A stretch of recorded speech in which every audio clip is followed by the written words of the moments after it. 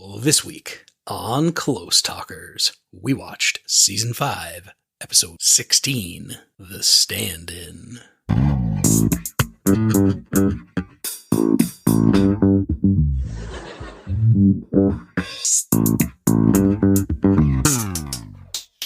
So how did you like The Stand-In?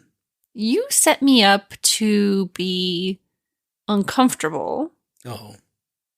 And I guess it wasn't as uncomfortable as I thought, and I thought it was okay. What did you think? Yeah, I couldn't remember specifically if there was any, Is it just because it was about little people and you're like, they probably did a bad job of this? Yeah. Well, what do you think? I think that it kind of glossed over the sexual assault that happened. Yeah.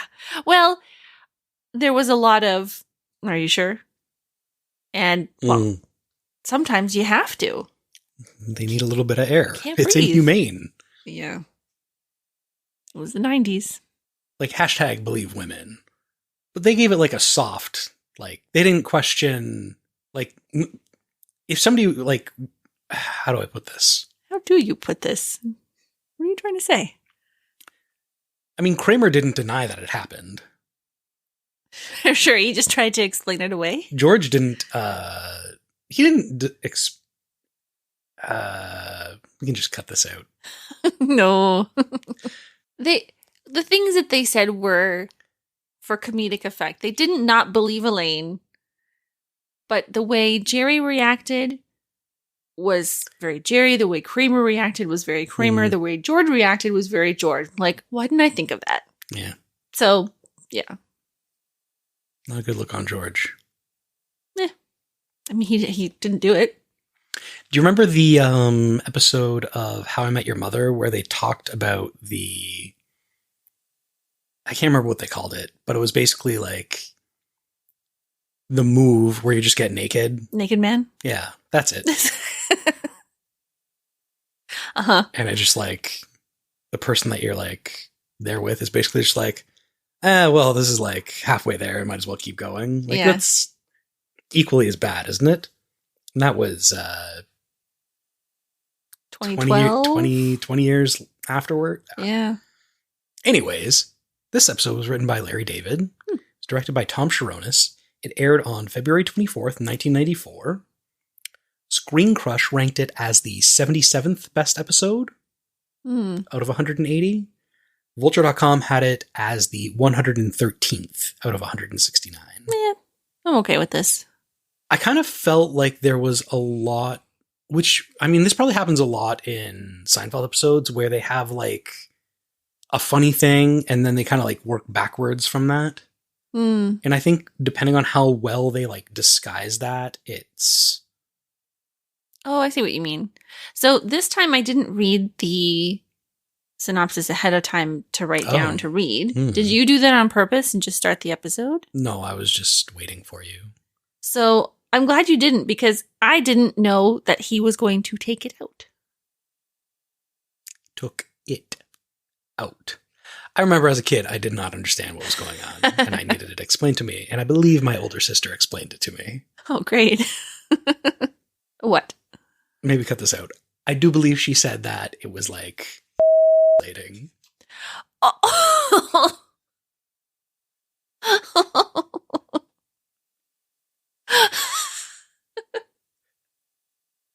I guess her understanding of what happens was not formed yet.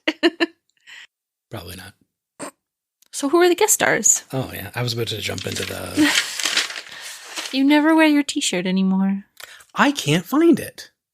Maybe it's because you have... It's probably in my 500 closet. t-shirts. We got to start that Instagram. I have to put on t-shirts and figure out whether or not they fit me anymore. And then we photograph them for your Instagram account at Dee Dee's Tees. It's a real thing. Nobody wants to see any of that. Nobody wants to listen to this either. We're still doing it. More people want to listen to this than see that. You have some good t-shirts that you could wear, take a photo of, and then donate. So the guest stars. This episode guest starred Danny Woodburn, who played Mickey Abbott.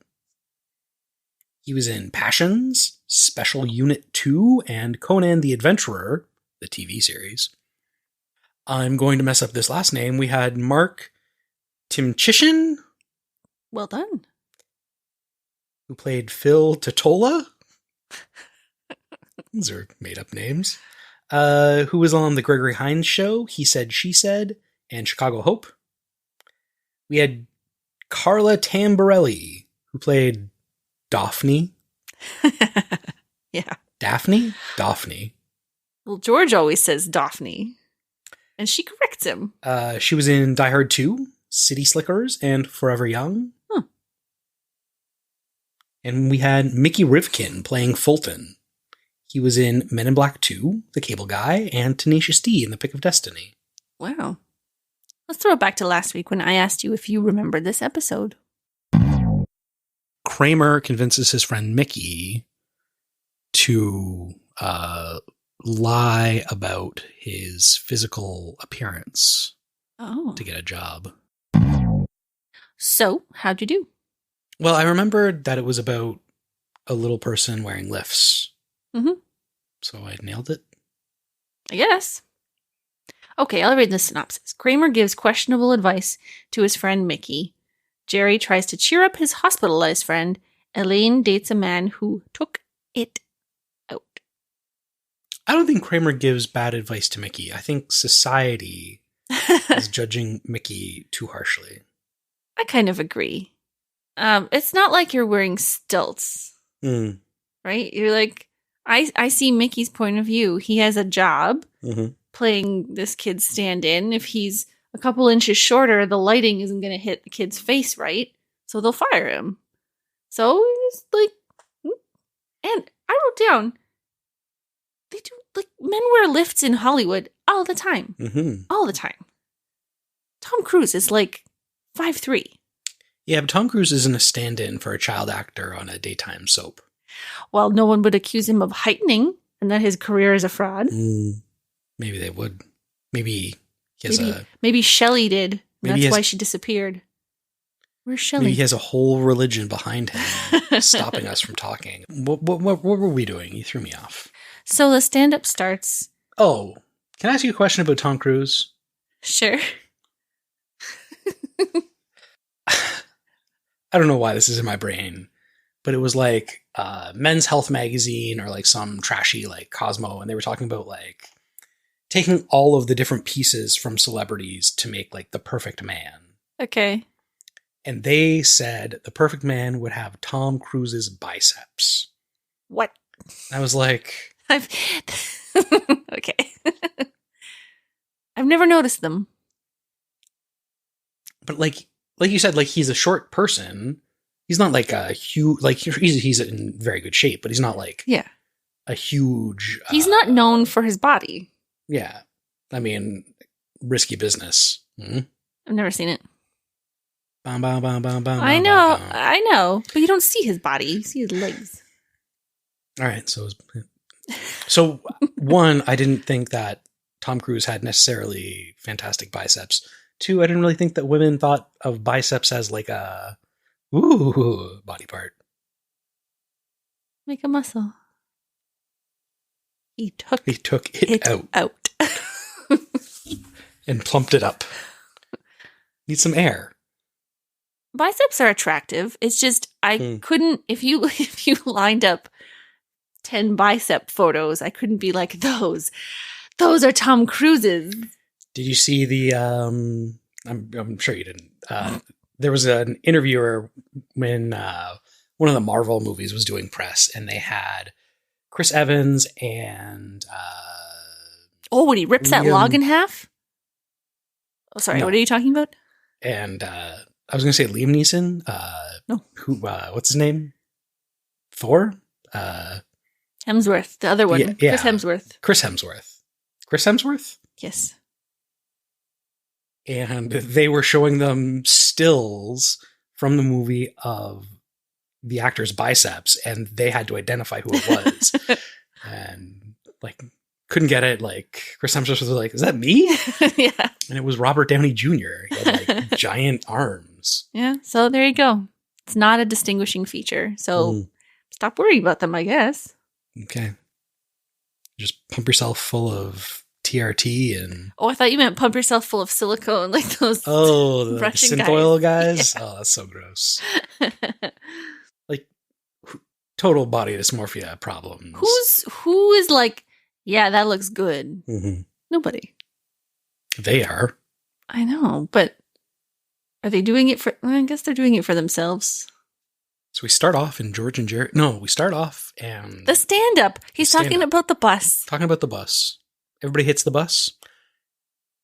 You know the thing about how, like, you have bus, bicycles, and cars, and you hate the other two for whichever one you're not doing?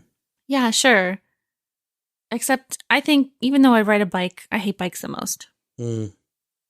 I've been seeing lately cyclists getting tickets for running stop signs in our neighborhood. Oh, cracking down on those cyclists. I mean, I'd much rather somebody was ticketing the cars that are running stop signs in our neighborhood. Maybe like following the letter of the law on street parking, and like you can't be within a certain distance from the intersections. Yes. And, or on the sidewalk. yeah. The bus is the stupidest, fattest, slowest thing on the road.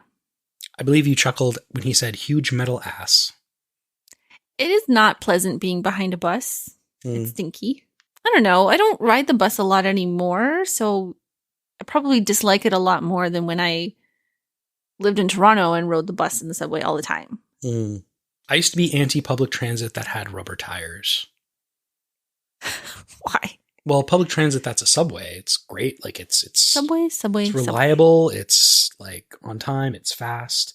Streetcars, to a certain extent, pretty good. When you're a bus, it's just like... Listen. Schedules are all off. It's...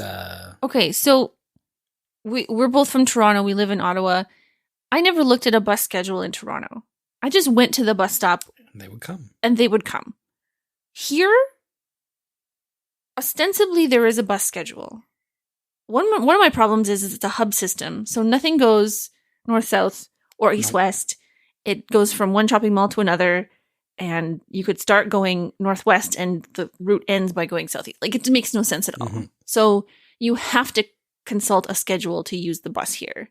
There was a man wandering in our neighborhood and my windows were down and I was like, are you okay? He goes, there's supposed to be a bus stop somewhere here. He was like one street down. I'm like, it's that way, dude. And so he like took off running.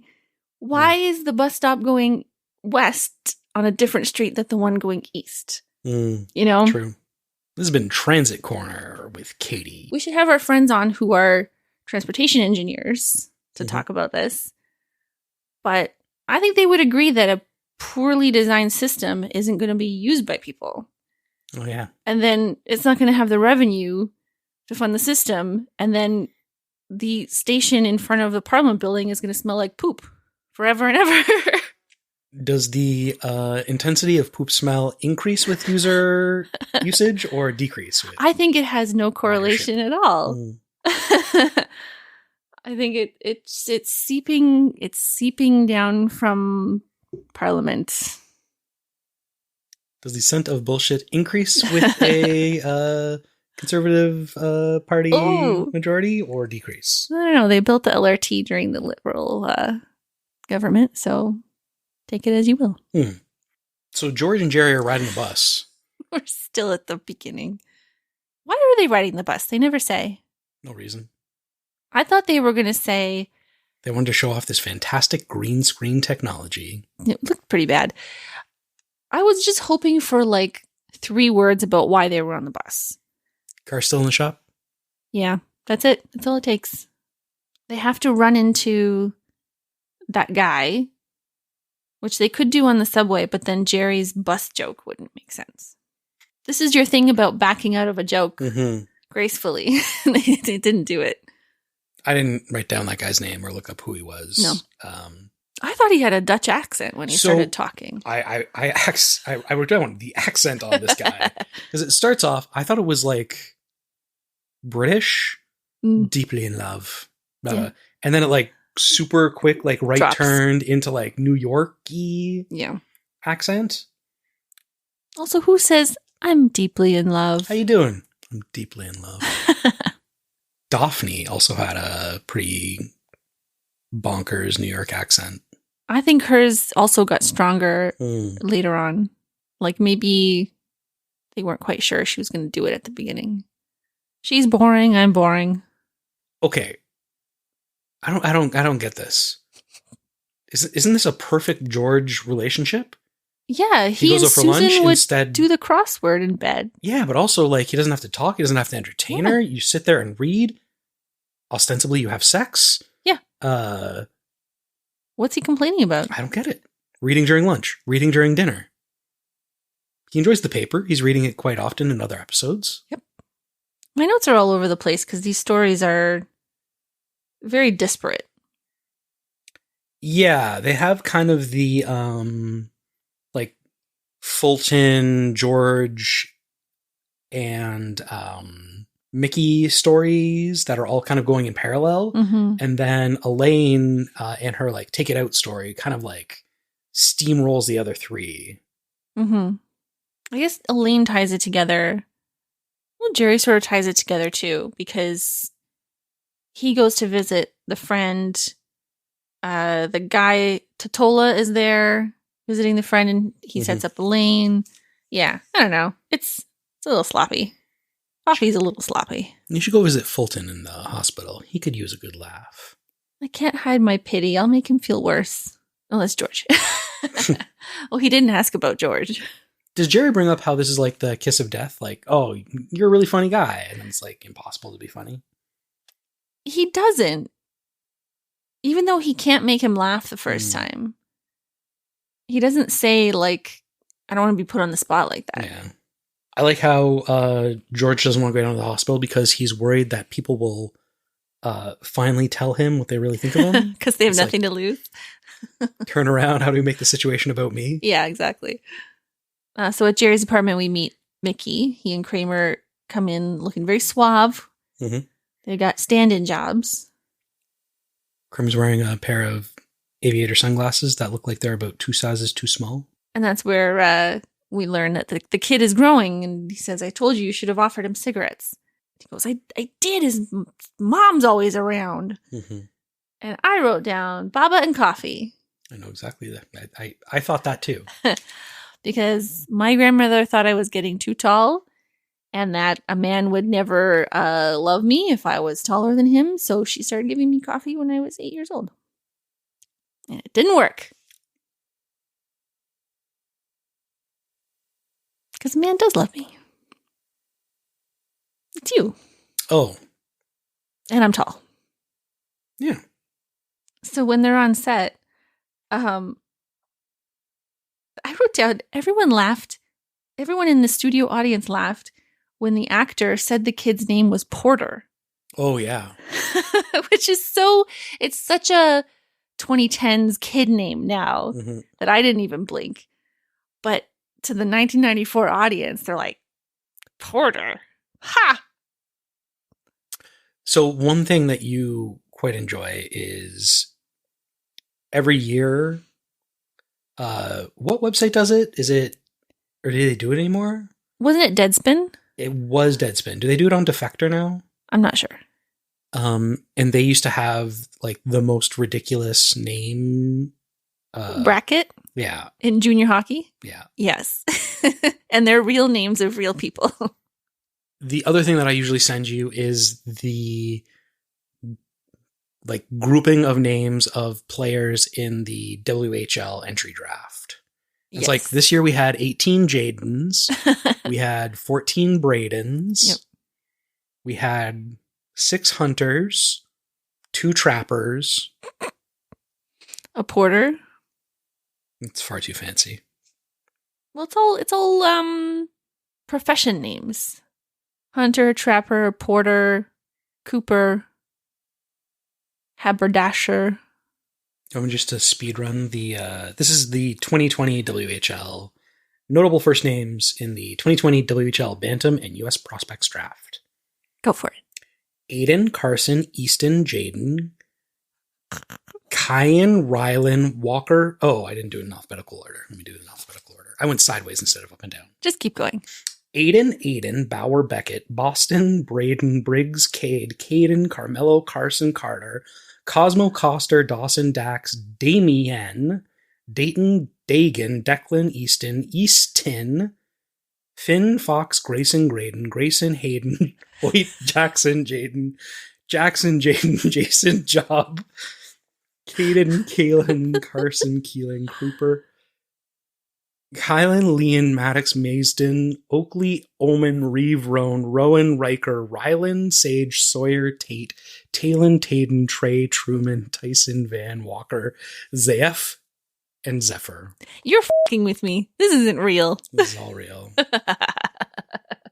There was a Cosmo. There was also 2 separate, unrelated players named Brady Smith that were selected consecutively in the 6th round. And I love that how all their last names are probably Tim Tish and stuff like that. Why do they call their friend Pachyderm? Does he look like an elephant? I know. I don't know. What was his name? Like George? I don't know. Something normal. Patches? It was something P, wasn't it? It was. I wonder if we'll meet Pachyderm. Maybe in the softball episode? I don't know. That was the problem with the Russians. The siege of Leningrad. It was cold. Very cold. They were eating people. Everybody wants, after Jerry tells everybody that he bombed with Fulton, they said you should have told him the Pachyderm story. Mm-hmm. So Mickey's on set, and everybody's noticing there's something different with him. I got bored at this point with his story. Oh. But I did write down that the actor playing Mickey is a good actor. He's a convincing. Yeah. He's got levels. Like he could be more than a stand-in. Well, he is an actor. I know. He is more than a stand-in. So interestingly, what's his name? Danny Woodburn? I think so. Danny Woodburn got his break as a stand-in for child actors. Huh, there you go. The only reason I brought up this was some guy, Johnny, comes up to him and Tammy makes a lunch date. This is classic Tammy.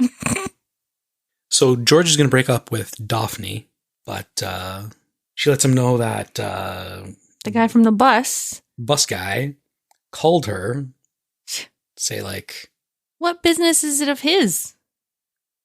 This is a weird thing, isn't it? Yeah. I don't know what Daphne and this guy's relationship is, but if I found out, like, if you found out one of my friends was dating someone and you didn't think that it was a good idea, you wouldn't call her. Well, it wasn't his the woman that he is deeply in love with, but if he's deeply in love, should he be meddling in the affairs? No, of course not. You just talk about it behind their back like a regular person. Absolutely. George, he says, I'm not just bored, I genuinely dislike her. But he will marry her if he has to prove this guy wrong. Maybe he's afraid that she's going to get hurt. Is she? Of course. Of course. So, we're burying the lead here. Elaine goes on a date with this guy. Yeah. With Tortola. Tortola? Yep. Wallace and Fortuna? What's his first name? Phil. And she's telling the pachyderm story in the car. Yep. He's busting a gut. He says at one point, I'm going to piss my pants. Yep. Definitely says that. So when she looked down, I thought he peed his pants. Oh. But no. He took it out. I really like he took it out. Yes. There's a lot of staccato in this scene. He took what out? It. And Jerry goes, are you sure? He's not doubting her, but he does try to establish, like, you weren't, like, so romantically like, involved. oh, you're making out in the car, and he like he goes too far. Like not like goes too far. That would be too far. That would be too far. But like when I say he goes too far, it means like sexually assaulting her. It's like, What's going on? He unzips his pants while they're making out. Like that's one thing. That is a thing.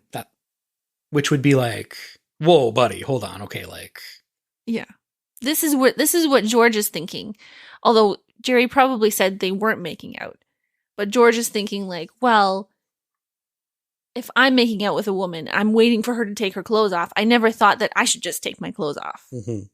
But that's in the context of we're making out. So I wrote, before we move on, why did he take it out? See where things would go? I don't know. What trajectory is having a conversation in which a woman is making you laugh, meeting up with taking it out? Well, so they're kind of wrapping up the date, right? Like she's like, yeah, they're in the car. they've shown making out in the car before. Yeah, they've shown making out in the car. So the date is wrapping up, and she's like, well, we should. And he kind of says like, doesn't have to be over, and like, so they're going to start making out, and he's like, well, how about this? He didn't say anything. He just took it out. He should probably have said something. Well, I like in the hospital later when Jerry runs into him, mm-hmm. and he goes, well, you showed her who you are. And then Tortola is like, ew, gross. A woman breastfeeding. Ugh. In a hospital hallway. It's the last thing you want to see. So Johnny's gone through Mickey's locker, and he found the lifts. Mm-hmm. He's done for. Everybody confronts him. All the little people. All the little people turn on Mickey. So the scene where Mickey attacks Kramer has like a padded backboard on, so he could like full on tackle him. And he wouldn't get hurt. Really? Mm-hmm. Well, Jerry goes back to do his set, and his Superman joke really killed. Yep. I don't really have anything else. Me neither. The final, it's another scene after the credits. And Daphne is complimenting George how committed he is to commitment, and that's what makes this so difficult. Difficult? He says with a huge smile, because he knows he's getting broken up with, and he gets what he wants. It doesn't have to be the bad guy. Because she met Pachyderm. She met Pachyderm. So all the best to them. That's it. So what's the next episode? The next one is The Wife. Oh, Jerry pretends to have a wife to get free dry cleaning. Or cheaper dry cleaning. Cheaper dry cleaning? Oh, no. The wife, they pretend to be a couple. So she can get cheaper dry cleaning? I think she gets a discount. Mm. Does she say that her shirts are men's shirts because they're cheaper to clean? No, I think because she is Jerry's wife, she gets a discount. Oh, okay. So I have something that's not a correction, but as we were watching this episode of Seinfeld, my cousin texted me, and it was a video of Frank Costanza calling Morty Seinfeld, and it was overlaid with Florida Panthers and Toronto Maple Leafs logos. And was it a clip from something that hasn't happened yet, right? Correct. But well, I mean, it has happened. You just haven't seen it. It's you tell it, because I haven't seen this. So it's the episode where the Seinfelds tell the Costanzas that there's no room available at Del Boca Vista. You can't rent a unit there. And then Frank and Estelle find a place, and they're calling Morty to tell him no, that they're coming down to Florida. And so the Florida Panthers organization has restricted sales of their playoff tickets to U.S. residents to try and keep Leaf fans and snowbirds out of their home games. Mm-hmm. You can, of course, buy them on like resale market. I thought that was great. You have anything? I don't think so. Bye. Bye. Believe it or not, this is our podcast. Please subscribe at the end. If you subscribed, we would be happy. Please subscribe to us. Believe it or not, it's our podcast. Is that a Seinfeld reference?